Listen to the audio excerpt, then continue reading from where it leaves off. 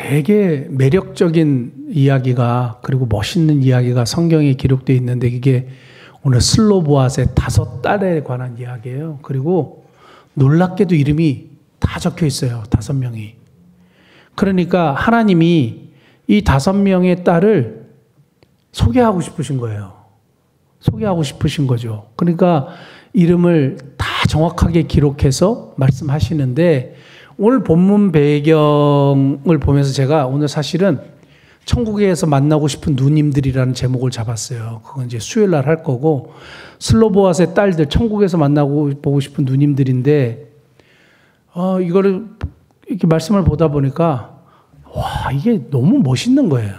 이 장면이 원래 나오는 내용을 한번 살펴보겠습니다. 민수기 27장이에요. 민수기 27장 1절 보시면 요셉의 아들 므낫세 종족들에게 므낫세의 현손 마길의 증손 길르앗의 손자 헤벨의 아들 슬로보앗의 딸들이 오늘 똑같죠. 묘사가 찾아왔으니 그의 딸들의 이름은 말라와 노아와 호글라와 밀고와 디르사 또 이름 얘기합니다. 이때는 모세를 찾아간 거고 오늘 본문은 모세가 죽었어요.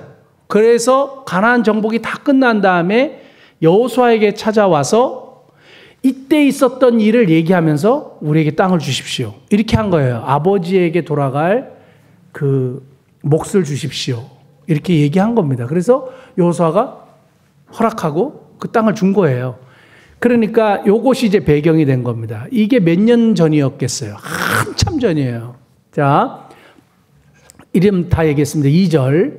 그들이 회막문에서 모세와 제사장 엘르아살과 지휘관들과 온 회중 앞에 서서 이르되 우리 아버지가 광야에서 죽었으나 여호와를 거슬러 모린 고라의 무리에 들지 아니하고 자기 죄로 죽었고 아들이 없나이다. 원래 아들이 없으면 땅이 그 아버지의 재산이 상속이 아들에게 가야 되는데 아들이 없잖아요.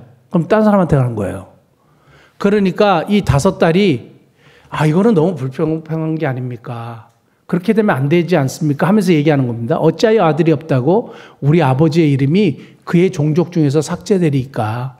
우리 아버지의 형제 중에서 우리에게 기업을 주소서 하매 모세가 그 사연을 여호와께 아뢰니라. 6절까지 보겠습니다. 여호와께서 모세에게 말씀하여 이르시되 여기까지 봤는데 여기서 그 슬로보앗의 딸들이 나왔잖아요. 갑자기. 그리고 이미 하나님이 상속법에 대한 이야기는 다 하셨습니다. 그럼 모세가 여자들이 5명 와가지고 이렇게 이거 너무 좀 아니지 않습니까? 우리에게도 정당한 땅을 분배해 주시면 좋겠습니다. 이렇게 얘기했는데 모세가 이미 하나님이 상속법을 우리에게 허락하셨으니 딴 말 하지 말고 돌아가라. 우리 하나님 말씀에 순종해야 돼. 이렇게 하고 되잖아요. 그리고 여자들이 찾아왔잖아요. 별로 힘도 없어 보이고. 모세는 막강한 지도자입니다. 그러니까 모세가 얘기하면 그게 법이 된 거죠. 왜냐하면 하나님의 말씀에 따라서 너무 잘 왔잖아요. 여기까지. 그리고 이미 하나님이 상속법을 제정하셨잖아요. 이미 제정했거든요. 근데 그 상속법에 전혀 없는 이야기를 하는 거예요. 이 5딸이. 근데 모세가 그 얘기를 듣고 그러니까 모세가 얼마나 유연한 사람이냐면 그 얘기를 딱 듣고 하나님께 개역 한글에 보면 여호와께 품하니라. 그래서 제가 품하는 기도라고 얘기한 거예요. 여호와께 아뢰니라.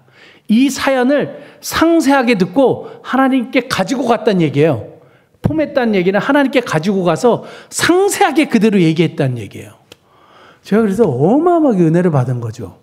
이 천국에서 만나고 싶은 누님들로 했다가 먼저 우리가 살펴볼 오늘 저녁에 살펴보고 싶은 것은 이 품하는 기도를 먼저 살펴보고 싶은 거죠. 그래서 하나님 앞에 가지고 가가지고 소상히 아랬더니 어떻게 됐습니까? 하나님께 물었더니 어떻게 해요? 하나님이 응답하신 거예요. 그러니까 6절에 여호와께서 말씀하여 이르시되 좀 이따 얘기하겠습니다. 근데 모세는 자기가 결정할 수 있는 권한을 가지고 다른 사람의 아픔이나 사연을 무시하지 않은 거예요.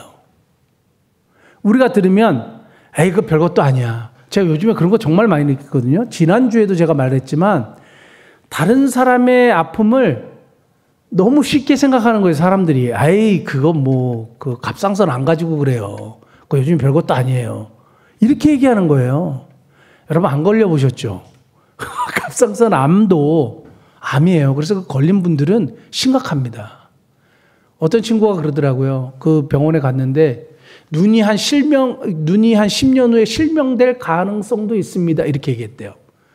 눈이 10년 후에 실명될 가능성도 있습니다 했는데 그건 가능성이잖아요. 그 집에 갖고 펑펑 울었대요. 근데 딸은 안과 갔더니 괜찮다 그랬대요. 근데 보세요. 우리는 자기의 일은 그것이 크든 작든 너무너무 큰데 다른 사람은 굉장히 경시하는 경우가 있어요. 예전에도 제가 바로 옆에서 들은 얘기인데 그분은 건강한 분이에요. 근데 그 옆에 분은 유방암 걸려가지고 그래서 이렇게 도려내고 수술을 다 하셨어요. 그래서 항암 치료가 이제 거의 끝난 상태인데 다른 치료를 받고 있는 분이에요. 근데 옆에서 뭐라 그러냐 하면 그분이 권사님이에요. 에이, 요즘 유방암 별것도 아니야. 신경 쓰지 마. 아예 하나님이 계시는데.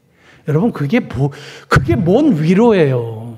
그러니까 우리는 다른 사람이 이렇게 얘기하면 신중하게 들을 줄 있어야 돼요. 오히려 모세와 같은 지위에 있는 사람들은 어떻게 했느냐? 들었어요. 그리고 어떻게 했어요? 하나님께 품었어요. 그래서 제가 또 깨달은 건 뭐냐 하면 누가 이렇게 와서 저에게 사연을 얘기하지 않습니까? 사연을 얘기하면 어떻게 해야 돼요? 가지고 가서 하나님께 품하는 기도를 하는 거죠. 오늘도 나에게 누군가 뭔가를 얘기했어요. 그러니까 내가 내 이성과 내 지식으로 그냥 판단하고 그냥 끝내지 말고 아, 그럴 수도 있겠구나. 하나님께 한번 물어봐 드려야지. 내 기도하는 거예요. 제가 어떤 이야기를 듣고 집사님의 이야기를 듣고 어떻게 하느냐? 여기 와요. 그리고 제가 물어요. 그리고 하나님께 품하죠. 모든 걸 그러는 건 아니지만 이미 너무 명확하게 하나님께서 말씀하신 것을 제외하고는 우리가 모르는 일들이 너무너무 많지 않습니까? 나에게 이런 하소연을 하는 것이 무슨 이유겠어요? 나는 해결해 줄 수 없는 일을 나에게 하소연한다는 것은 내가 하나님께 품하도록 하는 하나의 사인일 수 있겠죠. 사랑하는 성도 여러분, 누군가 나에게 어떤 이야기를 했을 때 나는 그것을 해결해 줄 수 있는 능력이 없으면 뭘 해야 돼요? 품하는 기도를 하셔야 돼요. 그래서 오늘 여러분 한번 품하는 기도를 하시면 좋겠습니다. 그 사연을 하나님께 대신 알려주는 거죠. 중풍병자를 고치신 예수님께서 누구의 믿음을 보시고 고쳐주신지 아세요? 침상을 들고 간 그 친구들의 믿음을 보시고요. 중풍병자의 믿음을 보시고가 아니라 그들의 믿음을 보시고 고쳐주셨어요. 이게 중보기도의 위력이거든요. 왜 우리가 쓸데없이 박경호 형제 뭐 이렇게 다른 사람들 위해서 기도해요? 그게 아무 그것이 없으면 이 중보기도의 능력이거든요. 품하는 기도 오늘 하셔서 그 품하는 기도의 그 놀라운 은혜를 경험하실 수 있는 저와 여러분 되기를 바랍니다. 그러니까 남이 말하는 것을 무시하지 않게 되죠. 그럼 경청하게 되죠. 에이, 그거 별거 아니야. 이러면 안 돼요. 그 듣고 그렇구나 하고 여기 와서 기도하는 거예요. 제가 저에게 그 미얀마 선교사님이 이렇게 선교 편지를 이렇게 보냈는데 그걸 가지고 제가 프린아웃을 해가지고 여기 와가지고 여기 펼쳐놓고 기도했다 그랬잖아요. 하나님 이렇게 저한테 보냈는데 좀 이 사역을 좀 돕고 싶습니다. 그리고 이게 분명히 무슨 뜻이 있지 않겠습니까? 하고 하나님 앞에 이걸 펴놓고 품했잖아요. 어떻게 됐습니까? 헌금이 들어왔어요. 전혀. 그래갖고 예수님 이름으로 헌금이 들어왔어요. 아무도 이름도 얘기 안 했어요. 그래서 그거 그대로 그 미얀마 선교사님한테 보냈거든요. 왜냐하면 기도하고 그 헌금이 들어와가지고 그걸 그대로 미얀마 선교사님한테 보냈어요. 품하는 거죠. 그 품하면 정말 소상하게 하나님 내 문제가 아니라 그분의 문제를 구했을 때 하나님께서 응답하시는 역사를 경험하실 수 있기를 바랍니다. 그래서 27장 6절에 모세가 여호와께 품하니까 여호와께서 모세에게 응답하신 거예요. 그래서 오늘 그 놀라운 역사를 함께 맛보시는 저와 여러분 되시기를 바랍니다. 근데 수요일날 하겠지만 아주 간단하게 한 가지만 더 말씀드리면 하나님이 그 모세의 그 소상한 기도를 내가 상속법 다 줬잖아. 내 법은 완벽해. 하실 수 있죠. 근데 모세의 이야기를 또 들으세요. 그래, 슬로보아스의 딸들의 말이 맞구나. 근데 이걸 가지고 곡해해가지고 오픈 티즘이라고 있어요. 열린 신학이라 그랬는데 이 열린 신학은 뭘 주장하냐 하면 이것 봐라. 하나님은 미래에 대해서 잘 모르시는 분이야. 이렇게 슬로보아스의 딸들이 이렇게 얘기를 하니까 그제서야 맞아, 네 말이 맞구나. 아, 그걸 몰랐네. 여러분, 하나님이 전지전능하신 분이라고 우리가 믿죠. 근데 만약에 슬로보아스의 딸들의 상황을 하나님이 아셨을까요? 모르셨을까요? 100% 아셨죠. 근데 하나님은 마치 그때 하신 것처럼, 아, 그래, 니네 말이 참 맞구나.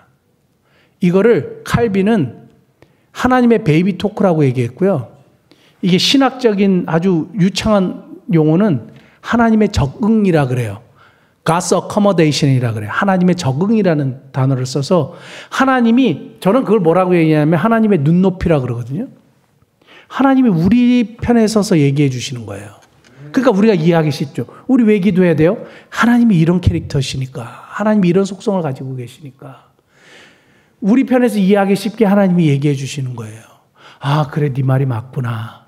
그래, 내가 그렇게 응답해 줄게. 그러므로 오늘도 우리가 하나님 앞에, 그런 하나님 앞에 기도할 수 있는 거예요. 우리의 음성을 들으시고 뜻을 돌이키셨어요. 원래 하나님은 다 알고 계시고 다 하신 거예요. 그러나 성경에서는 분명히 하나님이 우리의 기도를 듣고 돌이키시고 우리의 음성을 듣고 귀를 기울이셔서 응답하시고 하시는 거예요. 그러므로 오늘도 우리가 하나님 앞에 품하는 기도를 할 수 있는 거예요. 하나님은 우리의 눈높이에서 말씀하시는 분입니다. 오해를 받으시더라도 우리의 눈높이에서 말씀하시는 거예요.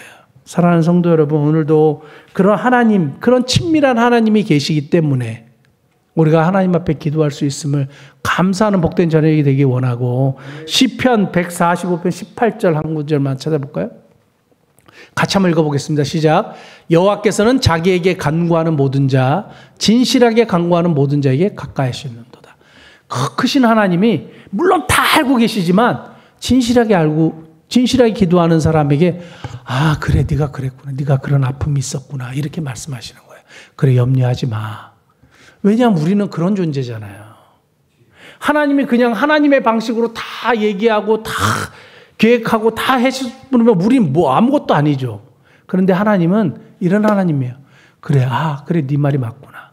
아, 네가 지금 그런 아픔이 있구나. 아, 네가 기도하는 이유가 있었구나. 이렇게 말씀하시는 거예요. 그러므로 오늘도 그 하나님 앞에 우리가 품하는 기도를 통해서 하나님의 응답을 경험하시는 복된 은혜가 있기를 예수님이 축복합니다. 기도하시겠습니다.